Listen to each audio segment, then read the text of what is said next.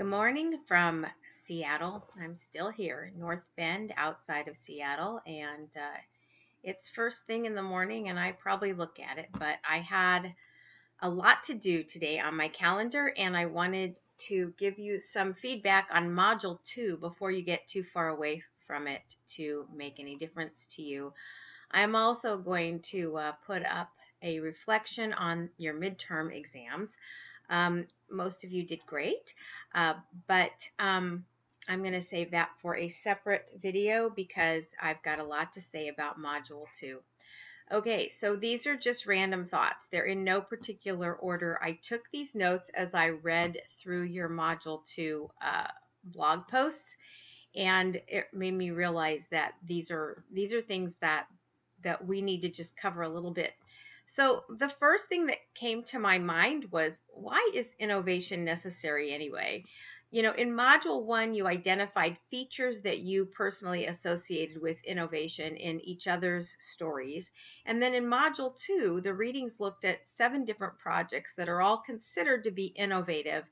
And in both cases, many of you asked, why does something need to be innovative? And when is it truly innovative versus just needing somebody or a group to focus on a problem, maybe for the first time ever, or bring ideas or money or other resources to the problem. Like maybe a problem can be solved without innovation if people just, got down to doing it, got their heads around it, and put a little effort and money into it. I'm not really sure I have a good answer, but I think that the short stereotypical answer that might not always fit, but is that innovation is needed where other fixes have been tried and failed. Attention and resources might truly be all that is needed where a problem has not been addressed in any substantive way. I don't know if you are familiar with the idea of single loop and double loop learning, but single loop learning is where we see a problem and we think we know how to solve it because we've seen similar problems and we try the fix that's worked before and it works. Double loop learning is where we see a problem and we try the things we've tried before and they don't work, and we have to figure out how to look at the problem in a completely new way. And once we do look at the problem in a completely new way, then new solutions appear to us. Now, what does that mean to look at a problem in a new way? I guess I want to use the midterm as an answer because it comes to mind quickly. For most of us, we look at a traffic mangle. I don't even want to call it a mess. It was a mangle. We look at a traffic mangle like that and we think, wow, they need like better road rules. They need, like traffic lights that tell which people when to go and so forth. Well, that is the single loop answer to that problem. I don't know what the double loop answer to that problem is, but let's assume that the community doesn't want to do that for some valid reason. Maybe they don't have enough money to do that in every sign, or maybe that's not how Indian culture works, and if they tried to install it, it would just create more confusion. I don't know. But if they stop to look at it through some other frame, maybe, like how could, I don't even want to guess, but that frame would have to come from the community, as you all know. But I'm just saying the first way that we would answer a question is the single loop way. But when that single loop solution doesn't work, doesn't stick, people won't use it, whatever, then we need to look outside our normal frame, and that's a double loop, and that is when we need innovation. All right, I hope that made sense. I encourage you guys to go read more about single and double loop learning if you haven't ever been exposed to the idea. It's actually fascinating and will help you be more creative. Okay, so here's my next question that I'd like to talk about. What is even more important than innovation? Well, I believe there is something more important to innovation. In fact, I believe it's the building block to innovation, and you can't have innovation without it, and that is learning. When we struggle for amazing innovation that will go viral or skyrocket our success financially or in terms of social betterment, we would really be remiss if we didn't start, if we started if we did start just by brainstorming ideas. What amazing, innovative ideas should we have? Instead, we need to start by creating a learning community. That's always the first step. And developing the list of questions that we want answered so that we understand the true nature of the problem is really the first step towards solving that problem. And if you have followed Dr. Faroui's stages, his method here, then you already understand that bringing everybody to the table who has information that will help us understand how the infrastructure is holding problems in place. In other words, how customs and processes and beliefs and power holders who don't want to change because the status quo serves them, how all of these things are holding a problem in place, and also what a solution looks like to the community. When you have knowledge of what the problems truly are, and what what the problems truly are, all these things that are holding it in place, right? We can say that um, we can say that there's teen pregnancy and we'd like to solve it. But if we just start thinking about ways to solve teen pregnancy, we are not getting at the real causes, I guess what I'm saying. So every problem is a systems problem. It's embedded in the way we live and the way we look at the world, and the way we think things should be, and the way our rules are set up.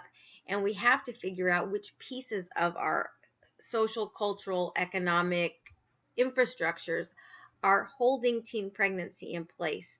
And some of those things are not things that you might think. Some of them might be about access to contraceptives. Some of them might be about lack of ambition or desire for finishing school so that having a baby seems like an okay thing to do. I've read that there is self-esteem involved in being a mom and having responsibility for a baby, and having had a couple myself, I think that's probably true. In other words, there are a lot of functions, there are a lot of things other than just the idea of teens getting pregnant that we need to learn about and find out about if we want to reduce the incidence of teen pregnancy. So if we think through all the direct and indirect connections, another thing that comes from thinking first, learning about the problem first, is that we don't accidentally cause bigger problems with our solutions. So the questions that you developed for your Module 2 activities, these would ideally in the real world of solution finding be developed collaboratively by a stakeholder group. I want to tell you a story, and I know this is going to make the video long, these stories. I want to tell you a brief story of a time when finding a solution and slapping it onto a problem failed. There are some very real examples of some groups that were looking around at African communities where there was a lot of poverty, and they were trying to figure out how to get more how to improve the economy in some of those communities. And these are Western NGOs, non-governmental organizations, which is what we call nonprofits, out of the country for the most part. And I don't remember where they were from, but they were working in places like Uganda and Ghana and Nigeria. And they got this idea that they would empower the women in the community by teaching them some certain skills and providing them with some small loans to be able to start some businesses. And what they did was they just took that solution into the community and slapped it down. And pretty soon women were making money, which was a good thing. They had more certainty around eating in terms of how many meals a day and whether they would have the firewood to cook the meals and so forth. But what also happened was it changed the it changed the dynamics of the households inside, and men began to become dissatisfied with their relationships with their wives, and they began to drink and other activities that kept them from being as productive as they could be, and so forth. And so this very well-intentioned plan created a problem. Um, if we were doing this as an exercise in class, or if we were doing it as the midterm exercise, what I hope you would come back and say is, you know, where should we have started before we slapped this program into place? Well, we probably should have started by talking to the community elders, by bringing the men and the women together to talk about this project, by offering the opportunity to men as well as to women, and by making sure that you understood the needs of the community and how best to put it into place in a way that worked within their culture and did not create unintended consequences. So that's a real thing that has happened and been reported and written about. If anybody's interested, let me know and I will give you the sources if you're interested in international work. Knowing how to approach the community before you slap down your brilliant idea is very important. Okay, and that all goes to learning as being the first step, and even more important in many ways than the innovation itself. Okay, next thing. Some of you had pushback from me about the idea that change is not necessarily made through facts and science. The book was talking about change being made through beliefs and culture, and that science and ideas based on data don't necessarily move people. And I think that this is a great topic, and it does bear further discussion. You've all heard, I'm sure, that sometimes people don't vote their own best interests or don't vote their pocketbooks. One of the reasons that happens is because they are voting on their emotions or their ideology or their belief in a particular human being, their trust, or their value system instead. Think about this. When you believe something, you tend to act as though it's true, right? And have you ever believed something about someone, for example, and then you've befriended them or unfriended them because of what you believe, and then later you find out you were wrong about that person? In other words, you couldn't judge the book by its cover. But that is what we do. We tend to judge a book by its cover. Even if something sounds like it's not in our immediate best interest, if we think that it's right, we will go with it anyway. And in order to understand what all those forces are that people are going to grab a hold of and carry out or follow through to the bitter end, even if it's not good for them, again, it starts with learning. If you want a solution to work in a community, you need to understand how that community sees the world and how they see that problem.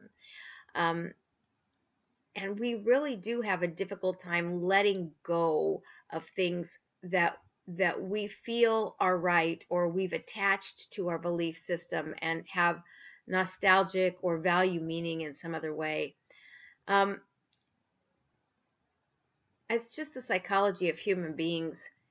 Entire movements have been started based on fantasy beliefs. I mean, consider, for example, the whole idea of don't drink the Kool-Aid. That was the Jonestown community that basically killed itself based on a set of beliefs. And today we're dealing with anti-vaxxers, people who believe that vaccines cause all kinds of medical problems like autism and other things that it has been scientifically, that has been completely debunked scientifically, and yet people will choose to believe it, decide not to vaccinate their kids, and put everybody else at risk. So it's really important, again, to understand all the other reasons that people do things and take those into account when we are bringing solutions to bear. I don't know how many or if any people in this class actually have science as a major, but I know that for those who do, I teach in an urban environmental policy class that's about half management students and half science students. And the science students just do not understand why science doesn't totally rule in our policy making. And this is why. In my own mind, it would be good if we could figure out how to move us closer to making policy decisions based on facts and science. But in order to do that, there's an education process that has to start with people where their belief system is and move them towards education and talk to them in terms of their own beliefs and their own language. Okay, again, I refer you back to the same folks who came up with the single loop and double loop learning, author named Chris Argyris and another guy named Don Schoen wrote about our theory, the theories that we say we are acting upon, but the actual theories that we are acting upon, the actual beliefs that we are acting upon. Um, and and that's, if you want to understand more about the divergence between what we say and what we're actually basing our actions on, I would find Chris Argyris, Argyr, I think IS. I will find a link and put that up in the announcements for those of you who are interested. All right. Okay. Next topic about participatory research as community driven, even when the researchers come from outside the community and are professionals or experts. And what we want to talk about is the distinction between being a fixer and being a partner. I'm going to give you an analogy that doesn't come from our class, but I teach and have taught many times in the past mediation training. And one of the things that right in the beginning, in the first day of class, I ask my students is, why are you here? What brings you to a mediation class? And very often people will say they are in a mediation class because they're great at solving problems. In other words, they're good fixers. And right away I have to tell them a good solution in a mediation does not come from the mediator. What you are willing to live with as a mediator, what feels good or makes sense to you, maybe does not feel good or make sense to one of the parties of the mediation. And part of that is because a mediator or a fixer, or in our case, an NGO or a nonprofit or anybody, a social entrepreneur with a solution, are coming into the problem as an outsider looking at the problem and saying, oh, I think I know how to fix that. But as we all know, and we just talked about the underlying layer of beliefs and context and other things that led to this problem, we don't necessarily know all the things that go into keeping this problem in place. And so it's not our role to come in and be fixers. We have to think of our own professional expertise as a tool. And like any toolbox, a tool should only be pulled out for the right project. It's not necessarily the end all be all. And who decides whether this is the right tool for the job is the community themselves. They decide what would be the fix. I want to tell you a story. I learned this lesson the hard way when I was a VISTA volunteer back in my early 20s. That is now called AmeriCorps, but it's the same agency and the same kind of work. I was volunteering for an indigenous organization in Phoenix called the Affiliation of Arizona Indian Centers. It doesn't exist anymore. But I was young and overzealous in my problem solving, and I was pretty good at problem solving, but I was overzealous. And one day the director asked me into the copy room of all places. It's kind of like being asked to have a meeting in the closet. And she pointed me in the direction of the giant copy machine, and she said, this copy machine is the only thing in this office that knows how to do its very important job. But it only does the job if I push the on button. And then she said to me, think of yourself like this copy machine. You are very useful, but I get to decide when to use you. Ouch. It was a lesson that I remember to this day. I was so psyched about my ability to solve all these problems for the Native community in Phoenix that I didn't stop to think about whether my ideas were their ideas or their way of doing things, or whether they were even things they wanted to do. So Ouch, but lesson learned. Okay, next. I know this is a long list, but I had a lot of thoughts as I was reading through your blogs. Some of you complained that the participation theory was just common sense and wondered why we needed to spend so much time on it. So let's talk about that. What really important idea can you implement without involving other people? I mean, is there any? So first, for any product, I mean, think outside of our box, but think about, you've developed a new candy that doesn't use sugar, or you have developed some amazing uh, security product for computers and stuff. To test the validity and the buy-in for your idea, you would hold focus groups, right? And you would get feedback on how people thought of it. Even if you had this amazing idea yourself, you wouldn't go without figuring out whether, people thought it was good.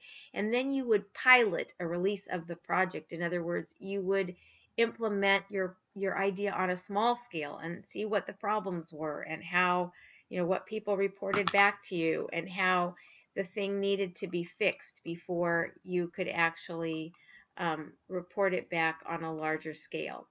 So that is true when you or even a small group of buddies have a fully formed idea and then want to bring it to others.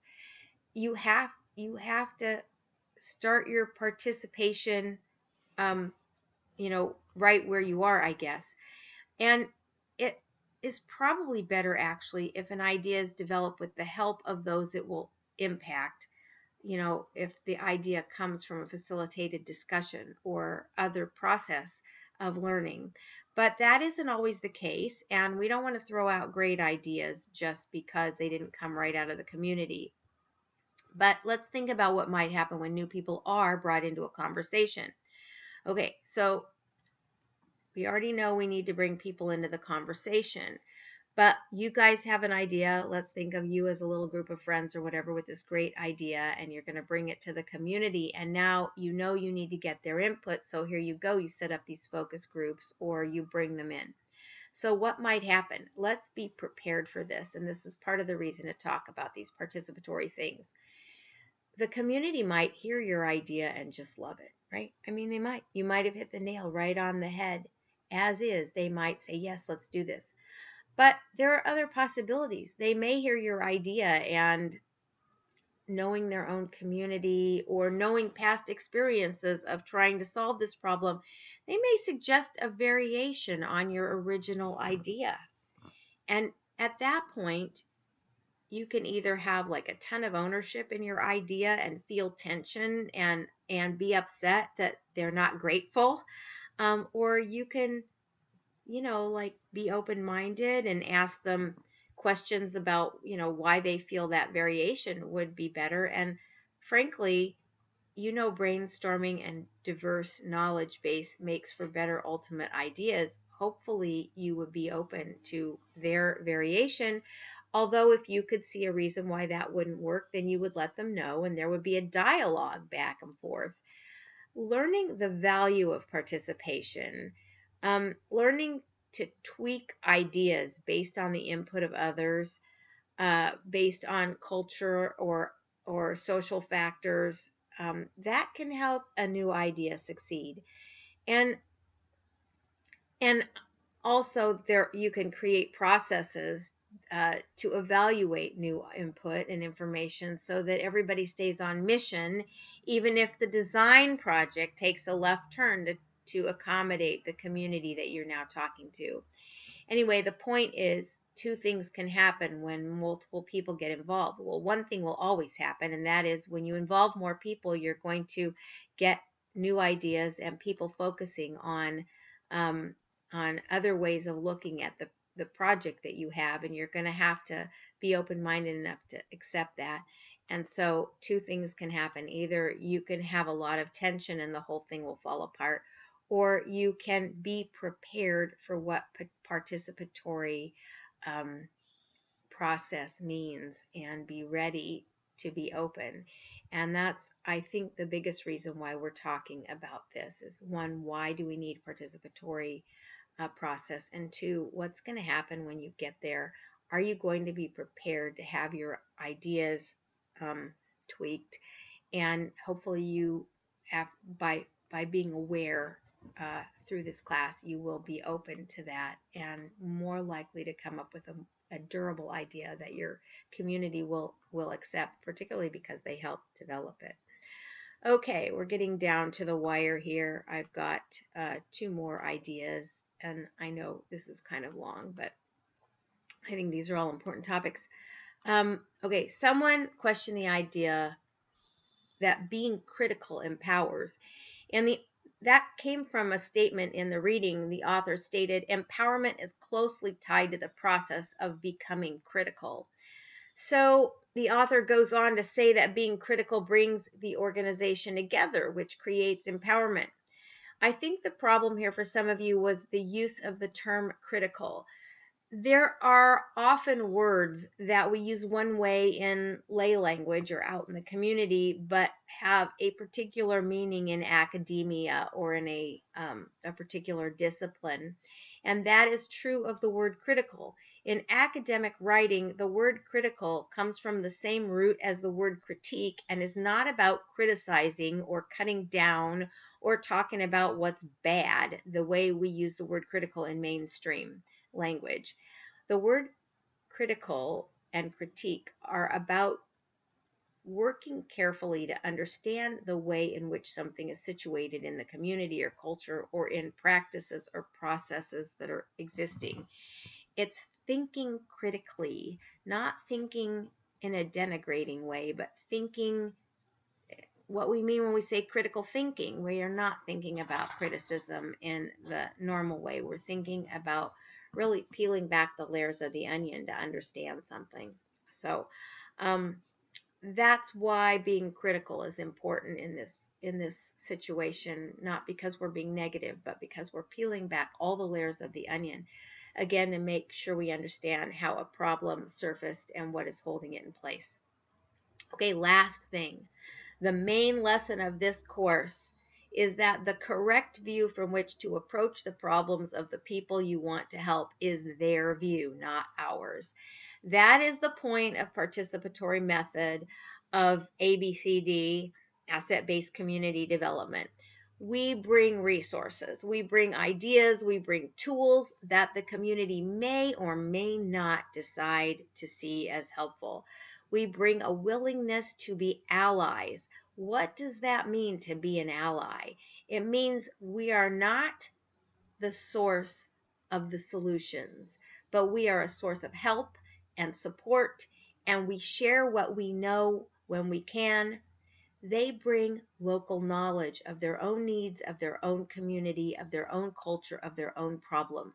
We don't define what's good for them. They do. When we impose our understanding, not only may we be totally wrong, but the solution is unlikely to stick because it didn't come from inside their culture. Okay, so here is my last story, and then I will say goodbye. In Nepal, in the rural areas, everywhere I traveled, and I was traveling with a group of Americans, mostly Americans, we saw public water sources. In other words, there was a fountain of water every couple of blocks, and people were bathing and doing their laundry, and kids were playing in the water, and they were washing dishes. Whatever you need water for, the community was there using the water together. And all the Americans who were with me said, including me at the time, wow, they have to leave their homes to have water. Oh, it's terrible they don't have indoor plumbing. By the end of the trip, I had realized that these Nepalis needed to have their water in a public place in order for them to have a social life. Not only did the water serve a purpose of washing and bathing and all of that kind of stuff, but it served to bring people together as a community, kind of like the corner store or the barber shop in the old rural communities of America. People gathered there and communicated with each other and became close as friends and citizens together. Now, why did that have to happen at the water hole? Well, because this rural civilization lives very, very close to the land. And in order to survive, they wake up at the crack of dawn and they begin working immediately. They clean their tools, they care for their animals, they haul their materials. And then once they get their morning chores finished, they begin their work, and they work until sunset, whether it's in their fields or on a sewing machine or creating utensils by, weaving fronds from trees together to make bowls or whatever. And then after a long day of work, at sunset, they go home, they prepare and share a meal with their family, spend a little time together, clean up, and basically go right to bed because they have to arise at dawn and start over again. They have very little time for a social life. Meeting at the watering hole enabled them to socialize while working. If their plumbing was indoors, they never would have come together, except perhaps around life cycle celebrations. The American view that plumbing is good is set in the context of a 40-hour work week with the remainder of the hours available for socializing and personal tasks. We cannot assume that what is good for us is good for someone else's life or for another community. And that is the thought that I want to leave you with as I say goodbye. And I will visit with you again on the Blackboard and in Module 3. Have a great week.